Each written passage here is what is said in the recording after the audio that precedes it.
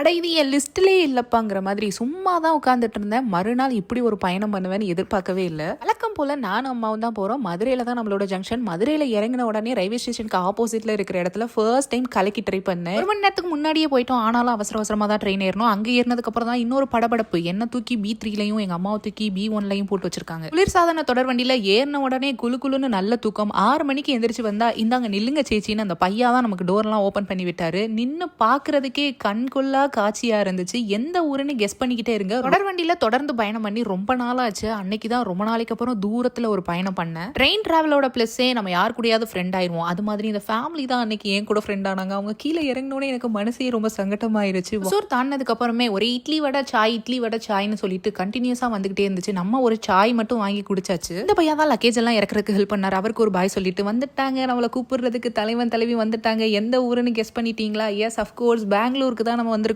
ஆசையா என்னை கூப்பிடுறதுக்காக வீக்கெண்ட்ல கூட சீக்கிரமா எந்திரிச்சு வந்தவங்கள 700 ரூபா ஃபைன் கட்ட வச்சிருச்சு இந்த பெங்களூர். அது என்ன கதைன்னு அடுத்த வீடியோல சொல்றேன். வீடியோ லைக் பண்ணிட்டு என்னோட பேஜை ஃபாலோ பண்ணி வச்சுக்கோங்க.